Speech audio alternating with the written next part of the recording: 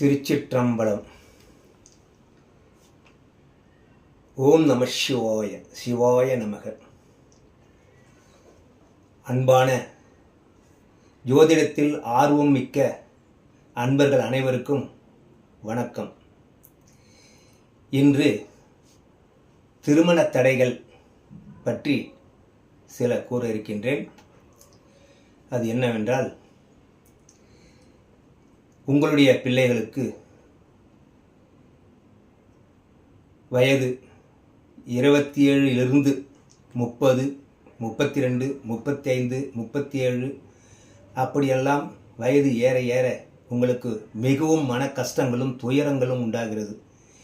ஏன் அந்த மாதிரி நடக்குதுன்னு கேட்டிங்கனாக்கா,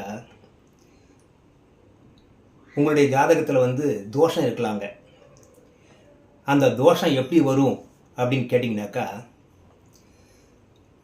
குழந்தை பிறந்த ஜாதகத்தில் பிறந்த தேதி, வருஷம், மாதம், நேரம் இவை அனைத்தையும் சேர்த்து கணிக்கப்பட்ட ஜோதிடத்தில்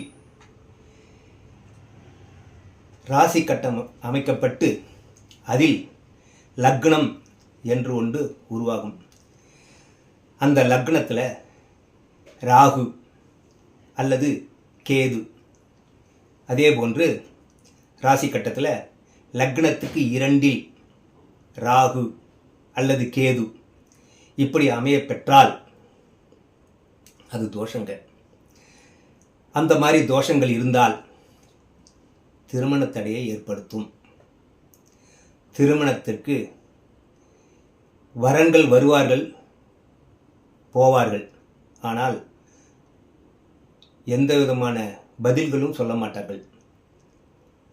நிறைய வரன்கள் வருவார்கள், ஆனால் திருமண தடையில் ஏற்பட்டு கொண்டே இருக்கும். அதே போன்று லக்னத்தில் மட்டுமல்ல, ராசி கட்டத்தில் சந்திரன் என்றது என்னன்னு கேட்டீங்கன்னாக்கா, பிறந்த அன்று இருக்க போகிற நட்சத்திரனுடைய பலன். பிறந்த அன்று இருக்கும் நட்சத்திரம் அது எந்த ராசி கட்டத்தில் எந்த இடத்தில் அமைகிறதோ அது ராசி அப்படி என்று நாம் தெரிந்து கொள்கிறோம். அந்த சந்திரனில் ராகு கேது அல்லது சந்திரனுக்கு 2 ராகு கேது இவைகள் அமைந்தால் அதுவும் தோஷம்தாங்க. நீங்கள் என்ன செய்வீங்கன்னா, லக்னத்துக்கு 2லையும் ராகு கேது இருந்தால் தான் தோஷங்க அப்படின்னு நீங்கள் நினச்சிட்டு இருக்கீங்க. சந்திரனில் இருந்தாலும் சந்திரனுக்கு 2 இருந்தாலும் ராசி கட்டத்தில் தோஷம்தாங்க. ஏன் இப்படி சொல்கிறேன் அப்படி சொல்லிட்டு நீங்கள் நினைக்காதீங்க. என்னுடைய 25 வருட அனுபவத்தில் உங்களுக்கு நான் தெரிவித்துக் கொள்கிறேன். நானும் சிலதெல்லாம் நினைப்பது உண்டு, லக்னத்தில் மட்டும்தானே இருக்குது அப்படின்னு. சந்திரனில் இருந்தாலும் அந்த தோஷங்கள் இருந்து திருமண தடைகள் ஏற்படுத்துகின்றன. அன்பர்கள் கவனமாக யோசித்து பார்க்க வேண்டும். என்ன என்றால், தோஷம் என்பது லக்னத்தில் இருந்தாலும் ஒன்றுதான், சந்திரனோடு இருந்தாலும் ஒன்றுதான். இரண்டும் வேறு வேறு அல்ல. இந்த தோஷம் எப்படி வந்தது அப்படின்னு சொல்லிட்டு நீங்கள் கேள்வி கேட்பீங்க. அதுக்குண்டான பதில் சொல்லுங்க, கேட்டுக்கோங்க.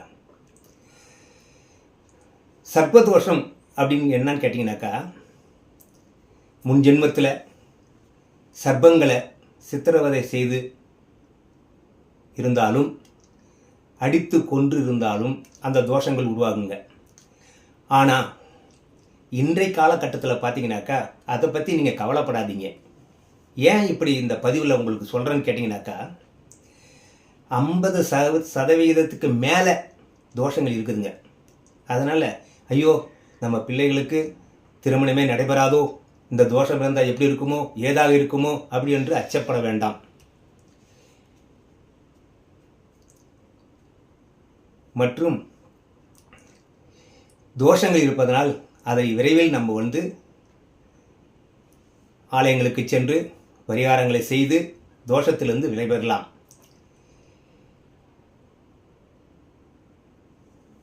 அடுத்தது இதற்கு பிறகு அடுத்த பதிவில் உங்களுக்கு நான் தெரிவிக்கிறேன். நன்றி, வணக்கம்.